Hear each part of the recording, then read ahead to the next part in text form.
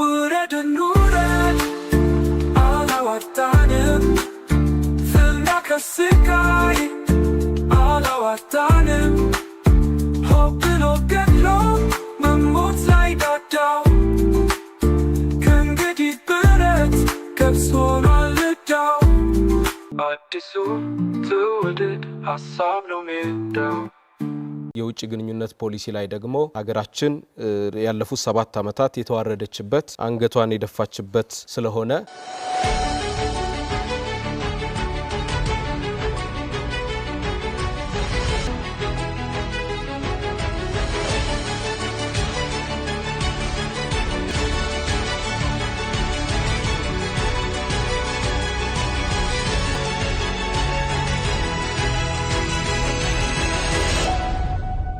ኢትዮጵያ ከፍተኛ የሆነ የህልውና አደጋ አለባት የማይደፍሯት ሁሉ ደፍረዋታል አንገቷን ደፍታ ነው የምትገኘው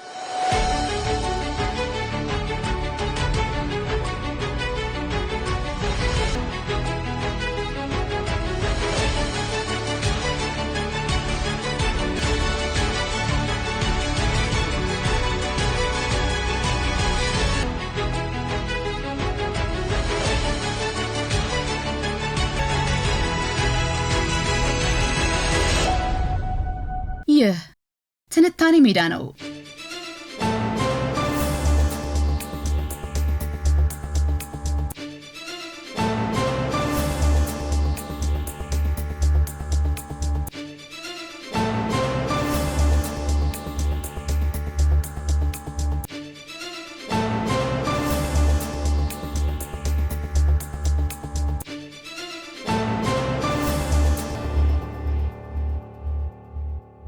የተኙትም ነቃን የሚሉትም አልነቁም።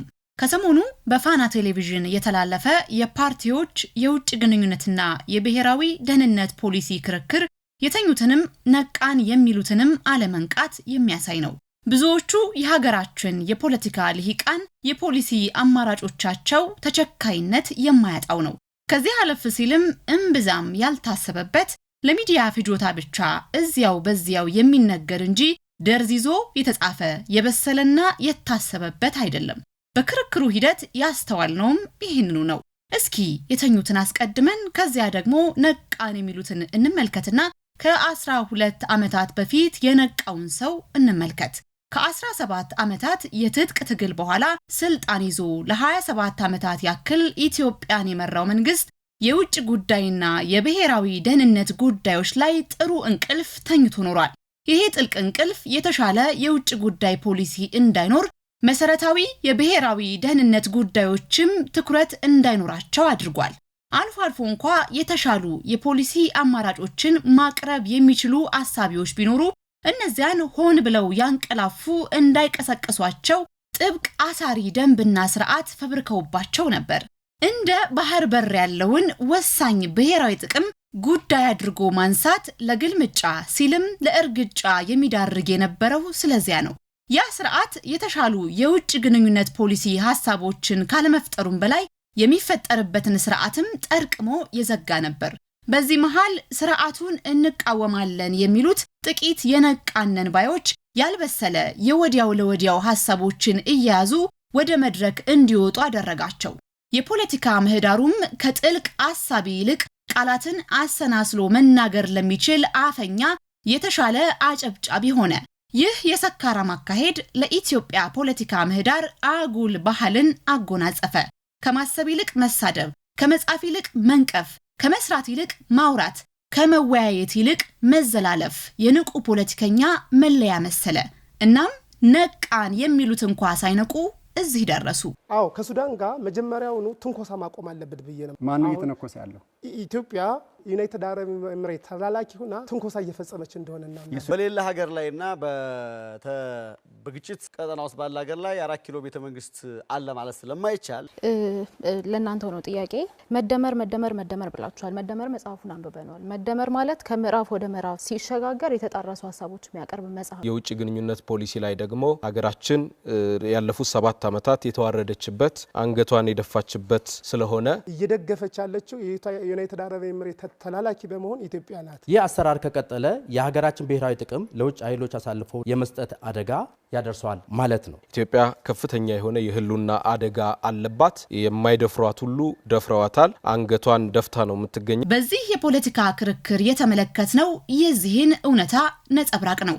በመካሰስ በመውቀስ ሲልም በአሽሙርና በሽሙጥ ላይ የተመሰረቱ አሰላለፎችን አየንበት። አሁን ወደ ኋላ እንመለስና ከ12 ዓመታት በፊት በተኙትም ነቃን ባሉትም መሃል ሆኖ ነቅቶ የነበረውን ሰው እንፈልግ። ሶስተኛው ዓለም ጦርነት እንደዚህ ጥቁር ተሰልፈን የምንጓዝበት ሳይሆን አክቹዋሊ ሰላም ሲዘር ስቲል የተወጠረ ጽፎ ነገር ነው። የኛ ዲፕሎማሲ ደግሞ ሲታይ ኢንዲቪጁዋል የተጠረጠረ ብዙም የተጠናከረ ዲፕሎማሲ አለን ማለት አይቻልም። ጥቂት ኤክስፐርት ሰዎች እዚህ ምዛም ለግጭቱ ለርቁም የሚሮጡ እንደ ኢንስቲትዩሽን ሲታይ ግን በኔጎሽዬሽን ፖሊሲስ ላይ how to negotiate clearly ሁሉም ዩኒፎርም አንደርስታንድ የማያደርጉበት ከአሻሻል ስርዓቱ ጀምሮ የዓለምን ትሬንድ አናላይዝ ለማድረግ ያለን ብቃት የዓለምን ጫና የምንከላከልበት ፖሊሲ ዝግጁነት ለምሳሌ you can take Chinese bamboo there is no clear policy እንዴት አድርገን ነው የዓለምን ነገር የምንከላከለው የሚል ነገር አያሳይም። ይህ ሰው እንዲህ ያምን ነበር። ኢትዮጵያ እየመጣ ባለው ውስብስብ ዓለም ውስጥ ብሔራዊ ጥቅሟን እያስጠበቀች ፈጣን የብልጽግና ጉዞ ውስጥ መግባት ከፈለገች አስቀድማ አንድ ነገር ማድረግ አለባት ይላል። ያም ነገር ከርዕዮተ ዓለም ተቸካይነት ነፃ መውጣት ነው። ይህ አይደለም በዚያ ጊዜ በአሁኑ ጊዜም የማይገባቸው ብዙ ናቸው። ለዘመናት ያህል የኢትዮጵያ የውጭ ግንኙነት ፖሊሲ ርዕዮተ ዓለም ላይ የተንጠለጠለ ነበር። በንጉሱ ጊዜ በአሜሪካና እንግሊዝ አስተሳሰብ የተጠመቀ የውጭ ግንኙነት ነበር። የደርጉ ዘመን ደግሞ የምስራቁን ርዕዮተ ዓለም ተከትሎ ከምስራቃውያን ጋር ጥብቅ ወዳጅነት የነበረው ከመሆኑም በላይ ከብዙ የምዕራብ ሀገራት ጋር ቁርሾና ኩርፊያ ውስጥ ነበር። የኢህአዴግ አካሄድም ከእነዚህ ከሁለቱ የተለየ አልነበረም። ስለዚህ ይላል ይህ ሰው ከርዕዮተ ዓለም ተቸካይነት በመውጣት ወደ ብዙ ኃይል መልቲፖላር እየተለወጠ ባለ ዓለም ውስጥ ተወዳዳሪ ሆኖ ለመገኘት ወጣቶቻችን አዲሱን ዓለም ሊገነዘቡት ይገባል። ይህ አዲስ የውጭ ግንኙነት እይታ ያኔ የረባ የመንግስት ኃላፊነት ባልነበረው ሰው ሲቀነቀን ነበር። እናም ለ10 ዓመታት ሲታሽ ሲበስል ኖሮ ወደ መንግስት ፖሊሲነት ከመጣ 7 ዓመታትን አስቆጠረ። አሁን ኢትዮጵያ ከርዕዮተ ዓለም እስረኛነት ነፃ ናት። በእያንዳንዱ ጉዞ ውስጥ የሚገጥሟትን ፈተናዎች ወደ መልካም አጋጣሚነት እየለወጠች ብሔራዊ ጥቅሟን የሚያስጠብቁላትን መንገዶች እየተጓዘች ያለች ሀገር ናት። ለዘመናት ያህል በቅኝ ገዢዎች አሳሪ ውል ተጠርዞ የነበረውን የአባይ ጉዳይ በመፈረካከስ ብሔራዊ ጥቅሟን ከማስከበሯን በላይ ለዘላቂ ብሔራዊ ጥቅሞቿ ሁለቱ ውሃዎች ማለትም አባይና ቀይ ባህር ሁነኛ መሰረቶች መሆናቸውን አወጀች። ቀይ ባህርና አባይ ኢትዮጵያን የሚበይኑ ከኢትዮጵያ የተቆራኙ ለኢትዮጵያ እድገትና ጥፋት መሰረት ናቸው። እንዲህ ስር ያለው ዘላቂ የውጭ ግንኙነት ፖሊሲ ባልተለመደበት አሰራርና ህብረት ውስጥ ይሄንን የሚተች መገኘቱ የሚገርም ነገር ባይኖረውም የተኙት አሁንም ድረስ እንደተኙ ነቃን የሚሉትም በቅጡ አለመንቃታቸው ግን ቅር ያሰኛል። አብይ አህመድ ከ10 ዓመታት በፊት ይናገርለት የነበረው ይህ የውጭ ግንኙነት ፖሊሲ አሁን ስሩን እያጠነከረ መሰረቱን እያሰፋ መጥቷል። ኢትዮጵያ ቀጠናውን እያጠናከረች የቀጠናው አባል ሀገራትንም የኢትዮጵያ ቤተኞች አድርጋ ተደራዳሪ መሆን የሚችልን የአፍሪካ ቀንድ እየገነባች ነው። ርዕዮተ ዓለም ባህል ወይም ሃይማኖትን ተንተርሶ ይካሄድ የነበረውን የውጭ ግንኙነት ሁሉ በመበጣጠስ ኢትዮጵያ ወዳጅ ብዙ ሀገር እንድትሆን እያስቻለ ነው። አረብ ሊግን ጨምሮ በበርካታ ህብረቶች ውስጥ ድምጽ ኖሯት ተደራዳሪ መሆን እንድትችል ታልሞ እየተሰራ ነው። ጉልበት መሆን በሚችሉት እንደ ብሪክስ ባሉ ህብረቶች ውስጥ ንቁ አባል መሆንም ተችሏል። ከዚህ ቀደም የረባ ግንኙነት ባልነበረበት መካከለኛው ምስራቅ ሀገራት ጥብቅ ወዳጅነት በመመስረት ከፍተኛ የልማት አጋርነትም እየታየ ይገኛል። ከቻይና፣ ከቱርክ፣ ከህንድ፣ ከፈረንሳይ፣ ከጣሊያንና ሌሎችም ልዩ ልዩ ከሚባሉ ሀገራት ጋር በእኩያነት ላይ የተመሰረቱ ግንኙነቶች ተጧጡፈዋል። አሁን ኢትዮጵያ ብሔራዊ ክብሯንና ፍላጎቷን የምታስፈጽምበት ፖሊሲን እየተከተለች ትገኛለች። ይህ ጉዞ ልዩ የሚያደርጉት ጸባያት አሉት። ኢትዮጵያን የመሩ መንግስታት በማወቅ ወይም ባለማወቅ አለዚያም በግዴለሽነት ያጠፏቸውን ዲፕሎማሲያዊና የህግ ስህተቶች እያረሙ መጓዝንም የሚጠይቅ በመሆኑ ይለያል። ከነዚህ ዲፕሎማሲያዊና የህግ ዝንፈቶች ዋነኛው የሁለቱ ውሃዎች ትርክት ነው። ኢትዮጵያ በዓለም ላይ ትልቅ የመደራደሪያ አቅም የሚሆናትን አባይ በብዙ ምክንያቶች ችላ ብላ ቆይታለች።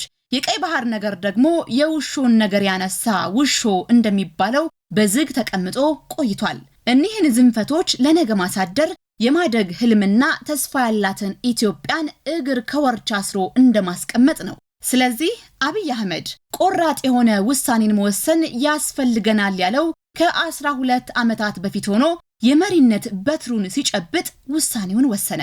ነገሮችንም በቅደም ተከተል እየተገበረ ተመልካቹን ሁሉ እያስደመመ ይገኛል። የአባይ ወንዝ በርካታ ሀገራትን የሚያስተሳስር የፍቅር ገመድ ነው። በቅጡ የሚይዘው ዲፕሎማት እስከያዘው ድረስ ኢትዮጵያ የቀይ ባህር በር ማግኘቷ ደግሞ ከራሷ ብሔራዊ ጥቅም አልፎ የምስራቅ አፍሪካን ቀጠናዊ ደህንነት የሚያረጋግጥ ነው። ስለዚህ ሁለቱ ውሃዎች ጉዳይ ሆነው መቅረብ ነበረባቸው። ታዲያ እዚህ ጋር አንድ ቁልፍ ነገር ማንሳት የሚገባ ነው። ሁለቱን ውሃዎች ጉዳይ አድርጎ የፖሊሲ አካል ማድረግ ምን ድረስ ነው የሚለውን። ቀደም ሲል እንዳልነው በውጭ ግንኙነት ጉዳይ 3 ወገኖች አሉ።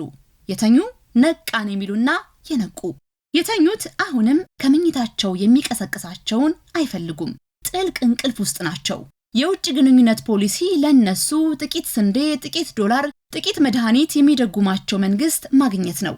ነቃን የሚሉት ደግሞ ያልበሰለ በቅጡ ያልታሰበበት አዋጭነቱ ያልተረጋገጠ ፕሮፓጋንዳ በማስተጋባት ወዳጅን ሳይሆን በጥርጣሬ አይን የሚመለከት ኃይል ማብዛት ላይ ናቸው። የገባው ግን የኢትዮጵያን ብሔራዊ ጥቅም አንድ ባንድ እየቆጠረ በቅደም ተከተል እየጠበቀ እያሳካ እየተጓዘ ነው። አሁን ኢትዮጵያ በሁለቱ ውሃዎች ላይ ሁነኛ ተደራዳሪ ሆና ወጥታለች። ብሔራዊ ጥቅሞቿን ለማስጠበቅ ዘመኑ የሚጠይቀውን የቴክኖሎጂ አማራጭ ሁሉ እያሰሰች እየታጠቀች ትገኛለች። ወጣቶቿ ከነገው የቴክኖሎጂ ዓለም ጋር እንዲናበቡ በቀጠናውና በዓለም መድረክ ተመራጭ እንዲሆኑ እየሰራች ትገኛለች። ካደጉት ሀገራት የቴክኖሎጂ የእውቀትና የእኩዮሽ ትብብር እንጂ የመጽዋችና ተመጽዋች ግንኙነት እንዳይኖር ተግቶ እየሰራ ነው። ከዚህ ቀደም በዓለም ስማቸውን ሰምተናቸው የማናውቃቸው ነገር ግን በልዩ ልዩ መንገድ ለኢትዮጵያ ብሔራዊ ጥቅም መከበር እርባና ያላቸው ሀገራት ጋር ጥብቅ ዲፕሎማሲያዊ ወዳጅነት እየተፈጠረ ነው። ይህ ሁሉ የሚያሳየን ልከኛው የውጭ ግንኙነት ፖሊሲ እየተተገበረ ስለመሆኑ ነው። ኢትዮጵያ የጎራ አሰላለፍን አፈራርሳለች። አሰላለፏ ከብሔራዊ ጥቅም እንጂ ከሀገራት ጎራ አይደለም። እስከ ጠቀመ ድረስ ከሀገራትና ከህብረቶች ጋር ግንኙነቶች ይደረጋሉ እንጂ ለጎራ ይሉኝታ ታማኝ ለመሆን ሲባል ኢትዮጵያ የምትሰለፍበት የውጭ ግንኙነት የለም። በዚህ ምክንያት ነው ኢትዮጵያ ከአዳዲስ ሀገራትና ከአዳዲስ ቀጠናዎች ጋር እየተወዳጀች የምትገኘው። በዓለም መድረክ ተደማጭ ተደራዳሪ መሆን እየቻለች ያለችው በዚህ ሰበብ ነው። ይህ ያለንበት ዘመን በርዕዮተ ዓለም ይሉኝታ ተሸብበን የበይ ተመልካች የምንሆንበት ሳይሆን ከእያንዳንዱ ቀን ጉዞ ኢትዮጵያ ብሔራዊ ጥቅሟን የምታስከብርባቸው እርምጃዎችን የምታተርፍበት ነው።